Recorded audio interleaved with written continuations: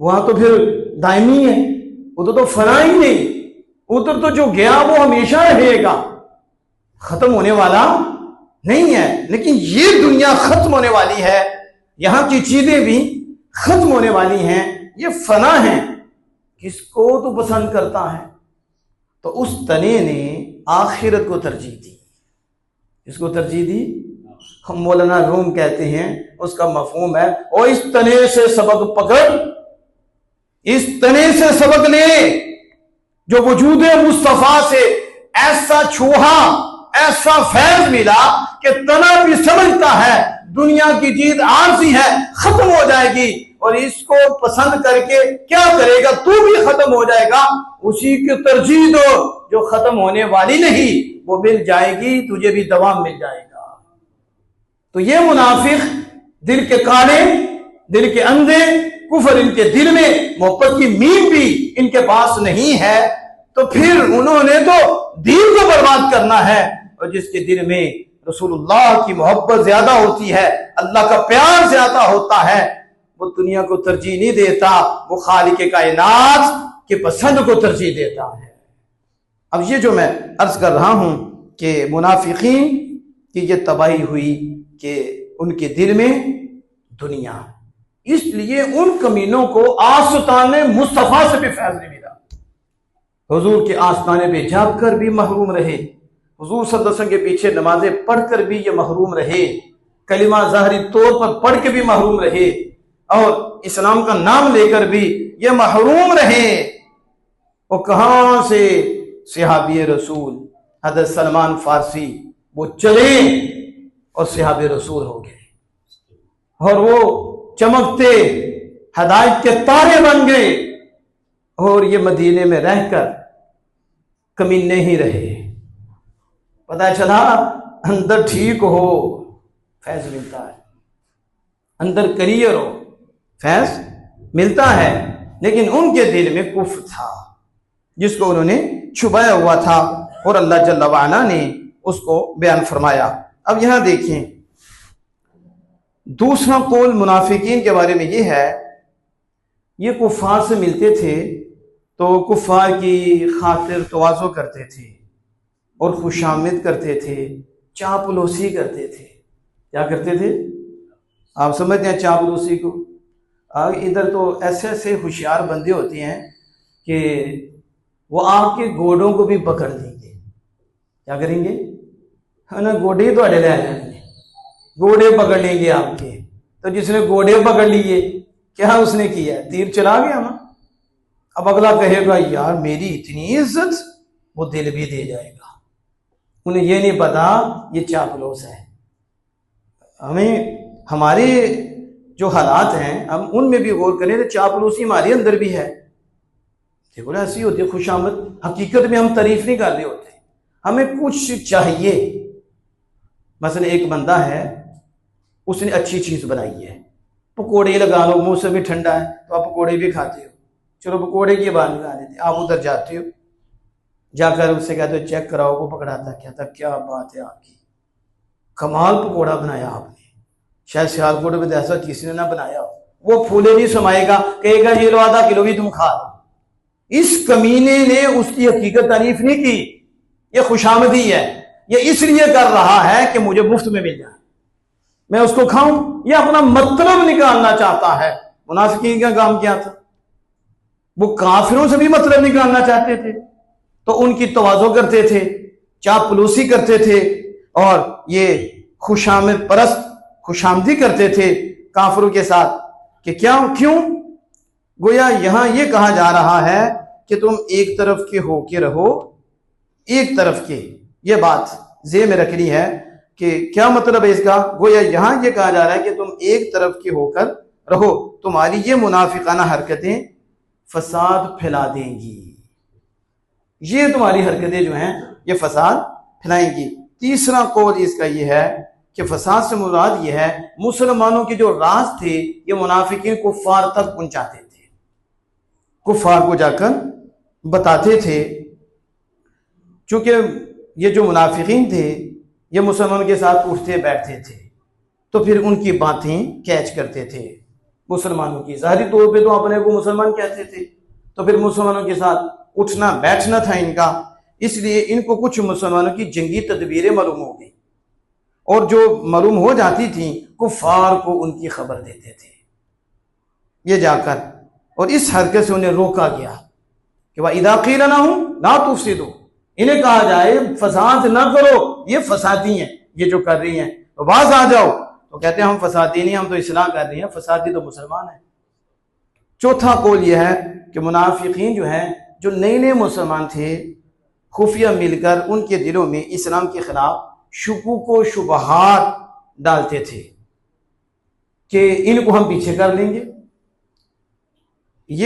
वो लोग ये समझते कि जब पुराने मुसलमान इस्लाम पर मुतमईन नहीं हैं तो जरूर इस्लाम में कुछ खराबी है, ये पुराने लोग हैं, यही मुतमईन नहीं हमें बता रहे हैं, तो फिर इस्लाम में कुछ खराबी होगी। अल्लाह पाक ने फरमाया कि ला तुफ़सिदू फिल अर्दी, ए मुनाफिको ज़मीर में फसाद ना करो, ये कुफर ना फैलाओ। सबसे बदतरीन है एक तो काफिर और एक कुफर की तशहीर, कुफर को फैलाना। इसलिए इनके मुतल्लिक़ अल्लाह पाक ने 13 आयात जिक्र फरमाई है। अब यहां देखें, जो मैंने पहले भी अर्ज की कि जब बंदा बीमार हो जाता है उसे कड़वी भी मीठी लगती है, मीठी भी कड़वी लगती है। ये इतने बीमार हुए कि इन्हें ये जो इस्लाम के खिलाफ काम कर रहे थे इन्हें इसरार लगती थी और इन्हें अच्छा लगता था। अफमन ज़ुय्यिना लहू सूअ अमलिही फरआहु हसना, फरमाया तो क्या जिसके लिए उसके बुरे अमल सजा दिए गए, जिसके लिए उसके बुरे अमल सजा दिए गए, उसने उसको अच्छा समझा, उसके लिए वही शैतान ने सजा दिए, ये टेप टाप ये जाहिर, उसने कहा यही अच्छा है, यही खूबसूरत है। हालांकि ऐसा नहीं था, वो बीमार था और इतना बीमार हुआ है उसकी गीबत भी अच्छी लगती है, उसको चुगली भी अच्छी लगती है, उसको दो में लड़ाई कराना भी अच्छा लगता है, उसको इस्लाम के खिलाफ बोलना भी अच्छा लगता है, और इन सब को वो इस्लाह कहता है।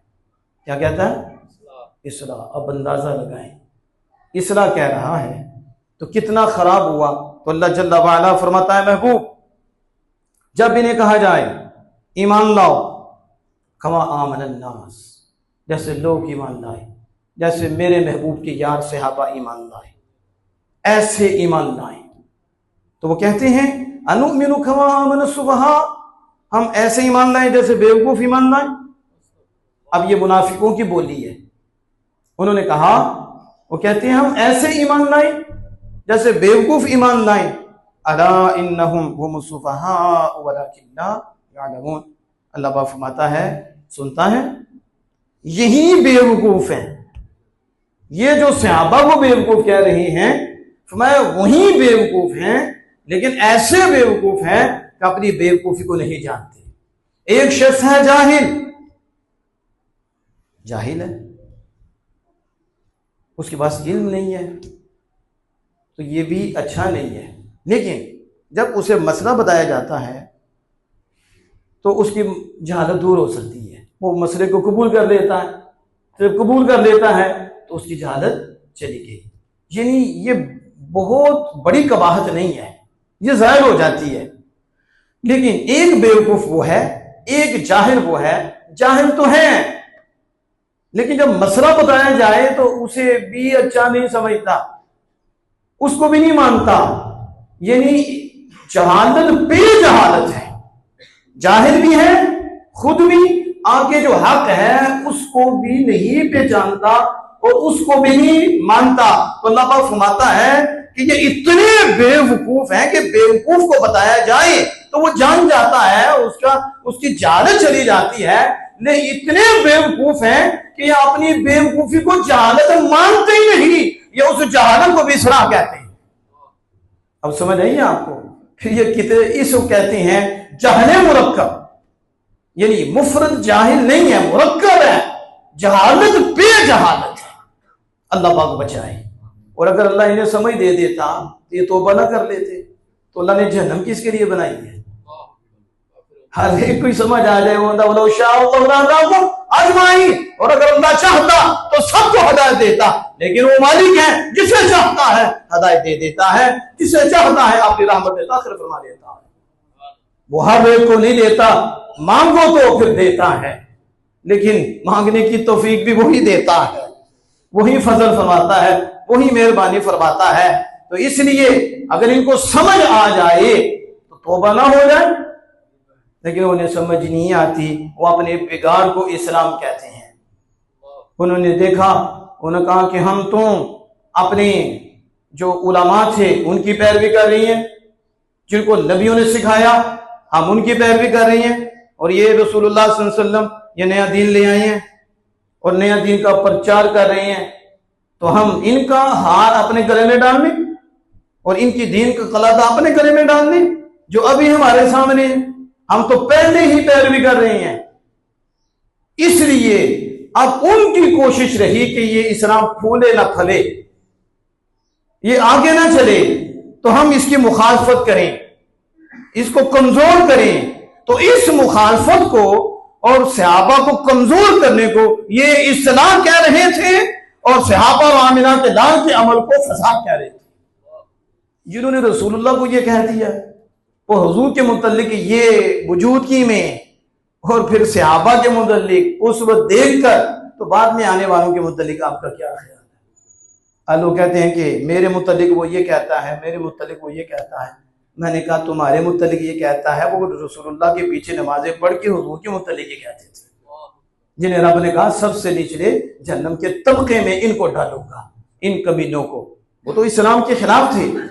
अच्छा, ये जो फसाद है इनका जो रब ने बयान फरमाया, ये उस वक्त तक नहीं था कि उस वक्त था फिर खत्म हो गया, नहीं, हर जमाने में ये फसाद रहा है और हर जमाने में फसादी रहे हैं और अब भी हैं। अब भी ये सिलसिला रहा है और ये चलता आ रहा है। हर जमाने में मुफसिदीन का यही हाल रहा कि वो क्या करते थे, ये लोग दीन में नई नई बिदआत ईजाद करते थे और नई नई बिदअतें करते और नए नए मज़ाहिब बनाते, नए नए मजहब ईजाद करते, इल्हाद और बेदीनी की तहरीकें चलाते। आज भी देख लो इल्हाद कॉलेज यूनिवर्सिटी में किस तरह ये फैल रहा है और किस तरह फैलाया जा रहा है।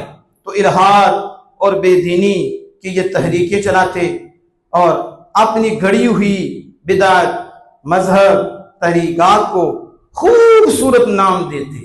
ये है वारदात जिससे बोले वाले मुसलमान फंस जाते हैं, और ये बोली वाली जो बेड़े हैं, बेड़िए का शिकार हो जाती हैं कि काम उनका क्या है, मजहबी इजाद किया है उन्होंने, और फिर उन्होंने बिदआत इजाद की हैं, लेकिन उनको एक खूबसूरत टाइटल देते हैं और खूबसूरत नाम देते हैं, उसी नाम के अंदर जहर देते हैं और जहर से बंदों को कत्ल कर डालते हैं, उनका अंदर खत्म कर देते हैं, उनको अंदर से खोखला कर देते हैं, रूह मुस्तफा निकाल देते हैं, मोहब्बत खुदा निकाल देते हैं। लेकिन टाइटल बड़ा खूबसूरत होता है और खुशनुमा होता है। मिसाल के तौर पर टाइटल क्या है, मोहब्बत अहले बैत। क्या टाइटल है? टाइटल बड़ा खूबसूरत है, मोहब्बत, और हर मोमिन की ये जान है, मोहब्बत अहले बैत। अब मोमिन के सामने तो टाइटल है, मुसलमान के सामने तो टाइटल है, लेकिन उसे ये नहीं पता क्योंकि उन मरज़ई भी टाइटल ही लगाती हैं। तो नहीं क्या कहोगे, कलमा तो वो भी पढ़ती हैं, नमाज भी पढ़ती हैं, कुरान भी पढ़ती हैं, टाइटल उनका क्या है, मुस्लिम। टाइटल लगाती हैं, तो टाइटल लगाकर जहर देती हैं, और ये मोहब्बत अहले बैत का टाइटल लगाती हैं और मातम करती हैं। ताज़ियादारी उसके अंदर इजाद की, मातम उसके अंदर इजाद किया, और कभी चीजें उसके अंदर सहाबा को गालियां देना उसके अंदर रखा। टाइटल क्या दिया, मोहब्बत अहले बैत। मतलब मोहब्बत अहले बैत का मतलब इनका क्या हुआ, सहाबा को गालियां दी जाए, सहाबा के खिलाफ बोला जाए। मोहब्बत अहले बैत है, शेर खुदा को बहुत ऊंचा करके अल्लाह से भी बढ़ा दिया जाए और फिर अंबिया से भी इनको बढ़ा दिया जाए, कुरान का इनकार कर दिया जाए, कुरान के मुतल्लिक ये बोला जाए कि असली कुरान ही नहीं, वो तो असली कुरान वहां है, वो कुरान ही नहीं, इसको तो बकरियां खा गई हैं, जिब्रील को गलती लग गई थी, वही तो अली शेर खुदा बयानी थी, वो रसूल अकरम सल्लल्लाहु अलैहि वसल्लम पे ले आए।